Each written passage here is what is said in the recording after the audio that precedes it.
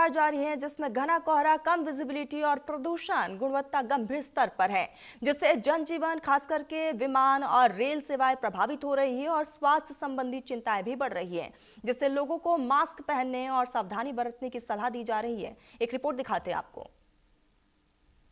पहाड़ी क्षेत्रों में हो रही बर्फबारी का असर अब सीधे तौर पर मैदानी क्षेत्रों में होने लगा है। अगर हम बात करें तो राजधानी दिल्ली में हमारी मौजूदगी है, जहां पर अब भयंकर कोहरा जो है वो देखने के लिए मिल रहा है।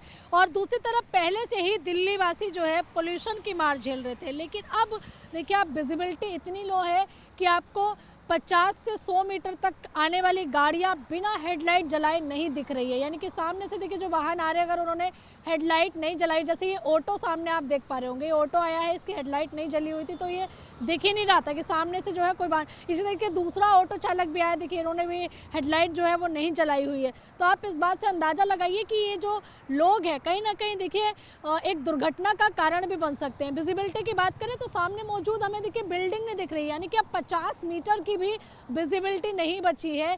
और कौन सा वाहन है, कौन सा व्यक्ति, देखिए वहाँ सामने एक व्यक्ति जा रहा है लेकिन हमें वो दिख नहीं रहा है। बहुत आप गौर से देखेंगे तब आपको नज़र आएगा, तो आप अंदाज़ा लगा सकते हैं कि क्या हालात हो चुके हैं।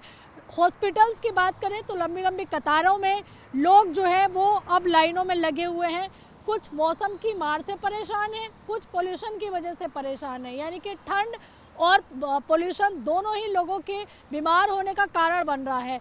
स्कूलों की बात करें तो स्कूलों में पढ़ाई भी जो है ऑनलाइन कई जगह पर शुरू हो चुकी है। छोटे बच्चों की सर्दियों की छुट्टियां कर दी गई हैं, जिससे बच्चों को कहीं ना कहीं इस खराब मौसम से जो है बचाव किया जा सके।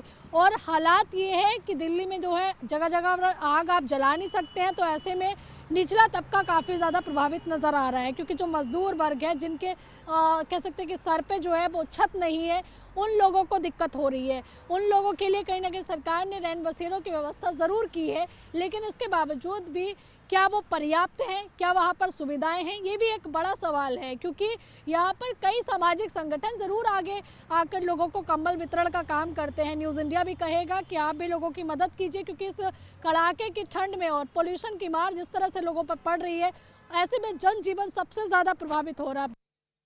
तो ठंड और पॉल्यूशन की वजह से आम जनजीवन काफी ज्यादा अस्त व्यस्त हो चुका है और ऐसे में अगर आप भी अपने घर से बाहर निकले तो आप अपना बहुत ज्यादा ख्याल रखें और मास्क का इस्तेमाल जरूर करें। फिलहाल बुलेटिन में बस इतना ही। आप देखते रहिए न्यूज़ इंडिया।